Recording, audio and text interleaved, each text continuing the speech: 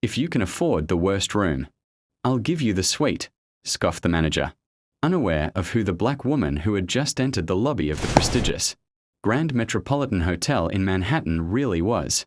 Diana Washington, 34, had spent the last 15 minutes being systematically ignored at the front desk, while white guests who arrived after her were promptly attended to. What should have been a simple check-in had turned into a public display of discrimination. That would make any sensible person explode with rage. But Diana did not explode.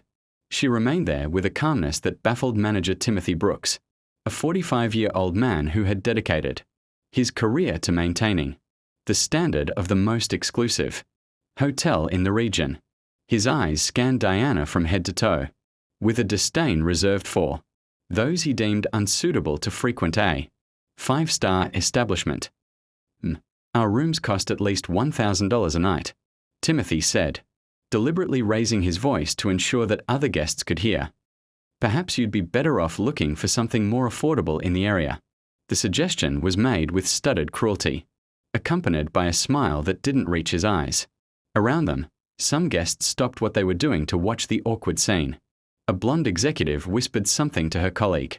An elderly couple exchanged uncomfortable glances. Diana had witnessed the same energy 3 days earlier when she called to make the reservation. The attendant's voice had changed completely after discovering her distinctly African-American name. Suddenly, there were no rooms available, only a waiting list that would never be called. That's why she decided to show up in person. She wanted to see with her own eyes how far these people's audacity would go. $1,000 is no problem, Diana replied simply, maintaining the same calm tone that was beginning to irritate Timothy. I would like the best room available. Timothy let out an unpleasant laugh that echoed through the marble lobby. You understand that we need guarantees, right? Premium credit card, proof of income, bank references. Each word was pronounced like an insurmountable barrier. So that's it, Diana thought. They're going to try to humiliate me until I give up. That's when Timothy, feeling secure in front of the audience of distinguished guests, decided to cross a dangerous line. You know what? If you can pay cash for our worst room, $400, I'll personally give you our presidential suite for free. The cruel proposal provoked uncomfortable murmurs among those present. Some guests seemed embarrassed by the manager's explicit rudeness, but no one dared to intervene. Diana smiled for the first time since she had entered the hotel. It was not a smile of embarrassment or nervousness, but something that made Timothy feel an inexplicable chill run down his spine. There was something in that look that he couldn't quite decipher, a deep confidence that didn't match the humiliating situation he had orchestrated. $400 cash for the worst room, Diana repeated calmly. And if I succeed, I get the presidential suite for free. Exactly, Timothy replied, regaining his arrogance. But when you fail, I hope you use the back exit. We don't want any more embarrassment. What Timothy didn't know was that Diana had recorded the entire conversation on her cell phone, discreetly placed on the counter. What he didn't realize was that this mocking bet would become the most expensive mistake of his professional life. There, in front of all the contemptuous stares, Diana stood firm like someone guarding a secret too powerful to be revealed before the right time.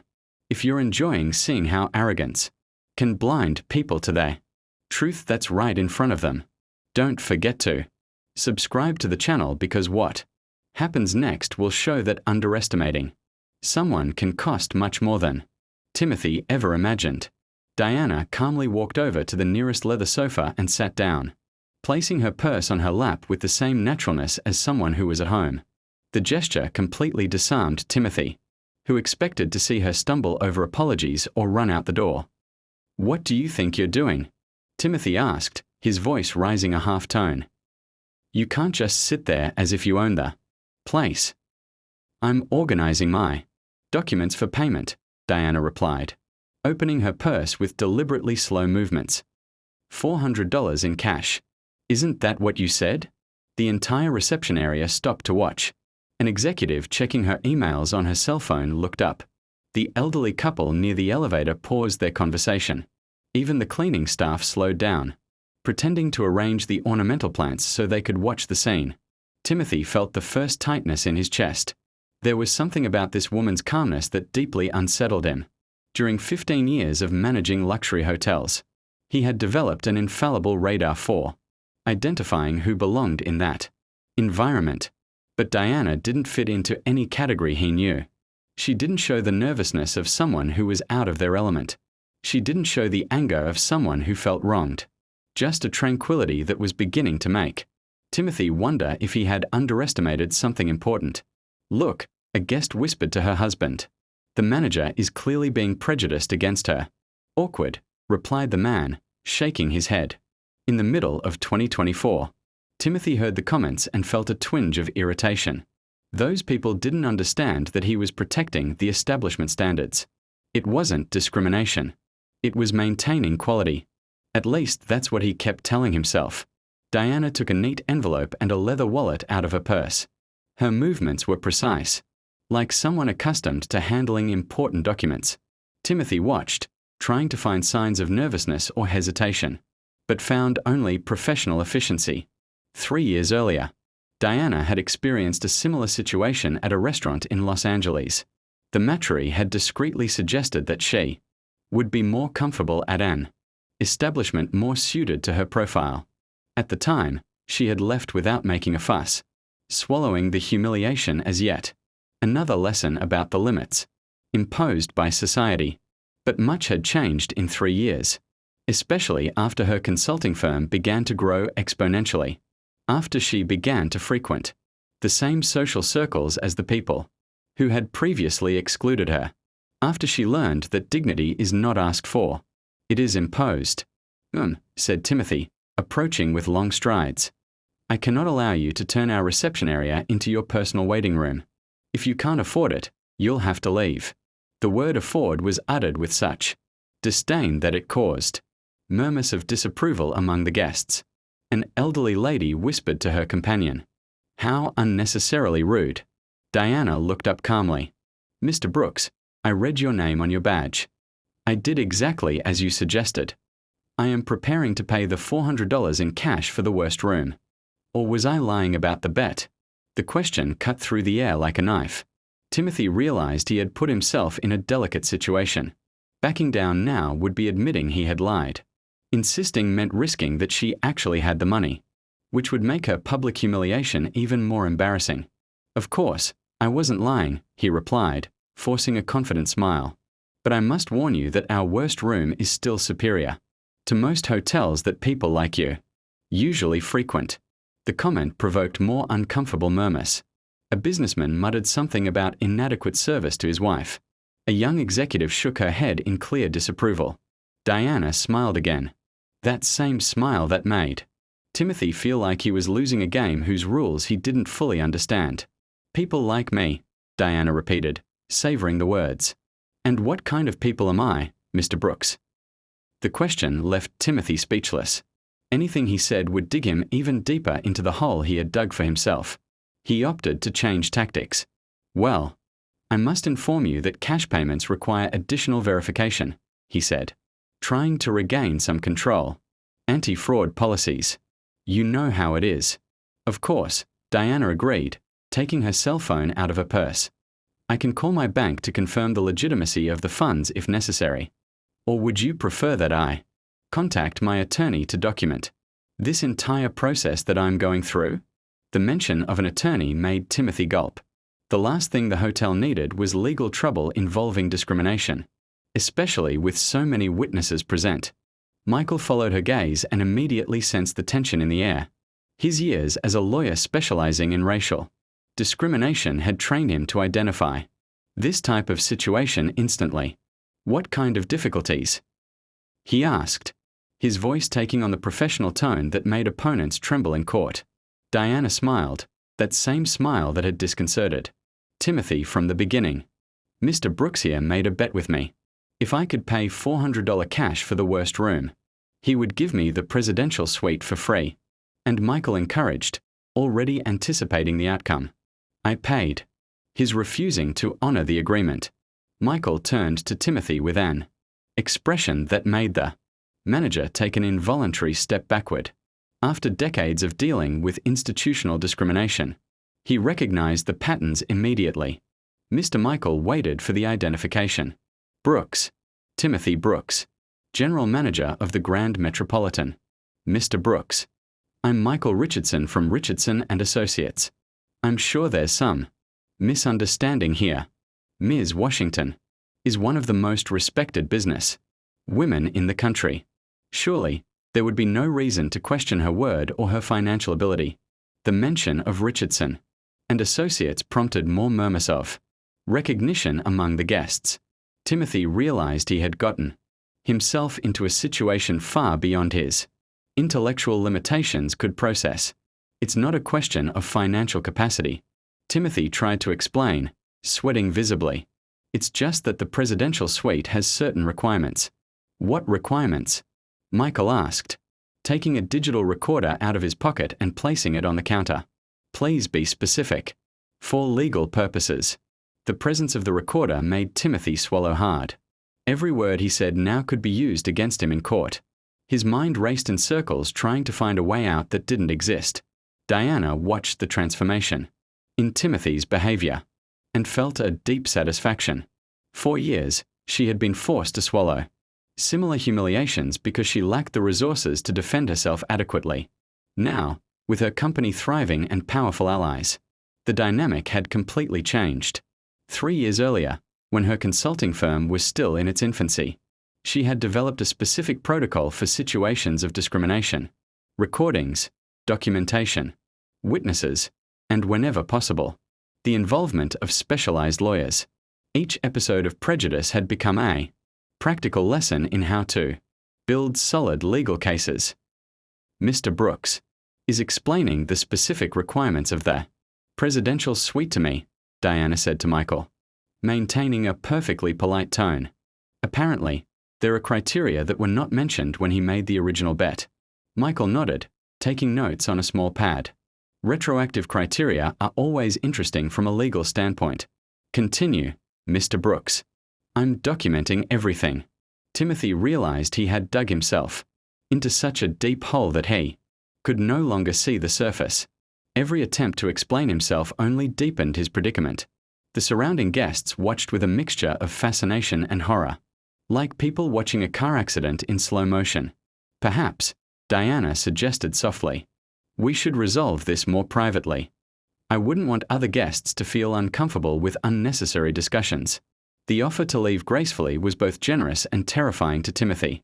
He knew that accepting would be admitting guilt, but refusing meant continuing to dig his own professional grave in front of dozens of witnesses. Michael put away the tape recorder but kept his notepad visible. Diana has always been reasonable in her negotiations. He commented to no one in particular. It's one of the qualities that makes her so respected in the corporate world. The casual but powerful validation echoed through the reception area as a reminder that Diana was not alone in this situation. She had allies, resources, and most importantly, the experience of someone who had turned similar adversities into springboards for success. As Timothy struggled to find words that could save him, Diana waited patiently, like a predator who knows her prey is already cornered. There in the elegant marble lobby of the Grand Metropolitan, a lesson in real power versus perceived power was about to be taught in a way Timothy would never forget, and that would forever change the way he saw the world around him. Timothy was cornered, and everyone at the reception desk could sense his growing desperation.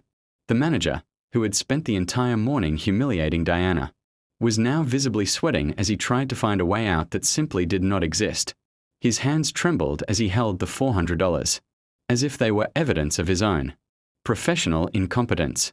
Mr. Brooks, Michael said calmly, we are still waiting for your explanation of these specific requirements for the presidential suite that were not mentioned in the original bet.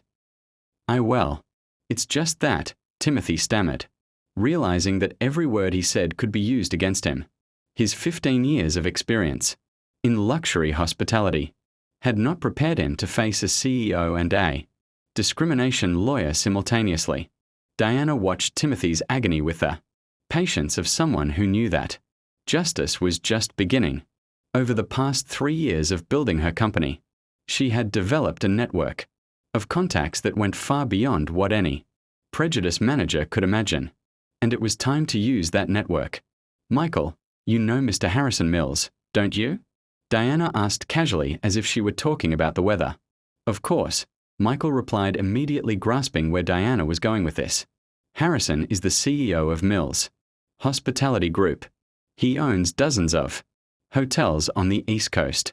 The name Harrison Mills made Timothy gulp.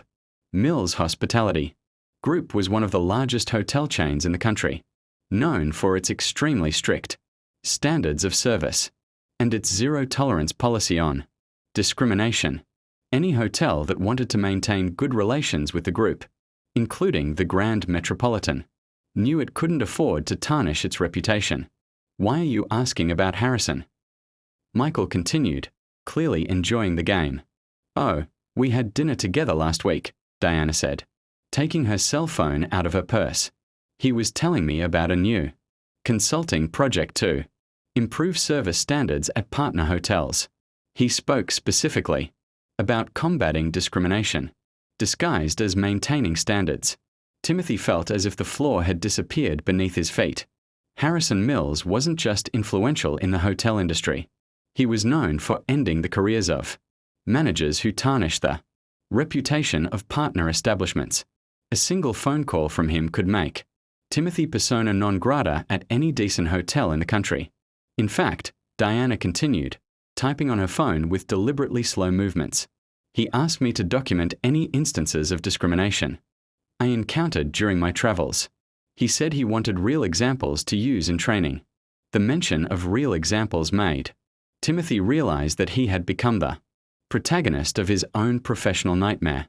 There, in front of dozens of witnesses, he had provided enough material to destroy not only his career but potentially cause serious problems for the entire hotel. "Mr. Brooks," Diana said, putting her phone away, "are you still waiting for your explanation as to why you can't fulfill the bet you made publicly?" Timothy looked around, desperately searching for any form of support. He found only disapproving faces. The guests who had previously ignored him now watched him as if he were a repulsive specimen. The hotel staff themselves seemed embarrassed by his behavior. That's when the situation got even worse. The elevator doors opened again and an elegant woman in her 50s stepped out, walking with the confidence of someone who held positions of power. She scanned the room with experienced eyes and immediately noticed the tension. "Diana Washington," the woman exclaimed, flashing a genuine smile. "What a wonderful surprise to find you here." Diana turned and her face lit up. "Patricia Hamilton, how are you?" The two greeted each other warmly, but Timothy barely registered the encounter. His brain was busy trying to process that Patricia Hamilton, regional director of the Mills Hospitality Group, knew Diana personally and clearly respected her. "Diana," Patricia said, "I didn't know you frequented the Grand Metropolitan. How has the service been?" The innocent question fell on Timothy like a death sentence. Patricia Hamilton was there witnessing firsthand the embarrassing situation he had created. Not only had a customer been discriminated against, a customer who clearly had direct connections to the people who controlled the hotel's future. "Well," Diana said thoughtfully, "Mr. Brooks here made an interesting bet with me. If I could pay $400 cash for the worst room, he would give me the presidential suite for free." Patricia looked at Timothy with an expression he recognized immediately. It was the look executives gave when they were calculating severance costs and lawsuits. "And what was the outcome of the bet?" Patricia asked, although she clearly already knew the answer from the $400 still visible on the counter. "I paid," Diana said simply, "but Mr. Brooks is explaining why he can't keep his word." Patricia turned to Timothy with an expression that made the manager feel as if he were being judged by fate itself. "Mr. Brooks, I sincerely hope there is a very good explanation for what I'm hearing." Timothy opened and closed his mouth several times like a fish out of water. 15 years of career, thousands of interactions with customers, and he had never felt so completely defeated. There was no explanation that could save him. There was no excuse that could justify what he had done. "I'll arrange the suite immediately," he finally muttered, his voice barely audible. "Now you want to honor the bet?" Diana asked, tilting her head slightly. "How interesting. What has changed in the last 5 minutes?" The question was both kind and devastating. Everyone at the front desk knew exactly what had changed. Timothy was only keeping his word because he realized he had humiliated the wrong person in front of the wrong people at the wrong time. Patricia shook her head in clear disapproval. "Mr. Brooks, I'm going to need to speak with upper management about this incident, and I'm going to need a detailed report on how situations like this are normally handled at this establishment." The mention of a report to upper management was the final blow. Timothy knew his career at the Grand Metropolitan was over. Worse still, Patricia Hamilton had enough influence to ensure he would never work at a decent hotel again. Diana watched Timothy break down psychologically and felt a deep but not cruel satisfaction. For years, she had swallowed similar humiliations because she lacked the resources to defend herself. Now seeing an aggressor face the real consequences of his actions, she understood that true justice was not about personal revenge. It was about creating consequences that would prevent others from going through the same suffering. "Mr. Brooks," Diana said calmly, "I will accept the presidential suite as per our bet, but I will also make it clear that I did not do this on a personal whim." She turned to the entire reception, ensuring that everyone heard her next words. "I did it because how many other people are treated this way on a daily basis? How many families? Elderly people, young people, people who don't have the resources I have to defend themselves? Mr. Brooks, you didn't just discriminate against me because of my color. You revealed a pattern of behavior that likely affects dozens of people who pass through here." The silence in the reception area was absolute. Each of Diana's words echoed with a moral authority of someone who had turned a personal experience of discrimination into a public lesson about dignity and consequences. Timothy was completely defeated. But Diana wasn't done yet. She took out her cell phone and showed the screen for everyone to see. "As I mentioned to Mr. Richardson, I documented our entire interaction," she said, pressing the play button. Timothy's voice echoed clearly throughout the room. "If you can afford the worst room, I'll give you the suite," followed by his prejudiced comments about people like you and establishment standards. The impact was devastating. Hearing his own words played back publicly made Timothy realized the true extent of his cruelty. Some guests shook their heads in disapproval. Others murmured comments about unacceptable behavior. Patricia Hamilton took the phone and listened to the entire recording again, her expression growing more severe with each passing second. "Mr. Brooks," Patricia finally said, "consider yourself formally notified. The Mills Hospitality Group does not partner with establishments that tolerate this type of discriminatory behavior from their employees." The sentence was delivered like a final judgment. Timothy knew that losing the support of the Mills Hospitality Group would mean not only his job but potentially the end of his career in luxury hospitality. As Timothy processed the magnitude of his downfall, Diana remained serene like someone who had executed justice with surgical precision. There in the elegant lobby where minutes earlier she had been publicly humiliated. A lesson in real power versus perceived power was now being taught in the most forceful way possible through the natural consequences of Timothy's own arrogance amplified by the network of professional relationships Diana possessed that he could never have imagined. 6 months later, Diana returned to the Grand Metropolitan for a business conference. The reception area had been completely renovated, not just physically, but culturally. A gold plaque near the entrance announced, "Universal Dignity Policy. All guests are treated with equal respect regardless of appearance or origin." Carla, now the official manager, greeted her with a genuine smile. "Ms. Washington, it's an honor to have you with us again. Your suite is ready. How are things going around here?" Diana asked, watching the diverse staff working harmoniously. "Much better," Carla replied. "We've implemented monthly training on unconscious bias. The hotel has never had such high ratings. Patricia Hamilton appeared in the lobby, greeting Diana warmly. I hear Timothy is working as a receptionist at a roadside motel in the countryside. She commented discreetly. Apparently, no quality hotel wants to hire him after what happened. Diana nodded thoughtfully. She took no pleasure in Timothy's suffering, but she understood that consequences were necessary for real change. That evening, during her speech at the conference, Diana shared her experience. Discrimination thrived because people like Timothy never faced real consequences. Change only happens when prejudice has a price. Her company had grown 200% in the last year with contracts from large corporations, seeking inclusion consulting, many of them motivated by the story that had gone viral. Timothy had learned the hard way that underestimating someone based on appearance can cost you everything.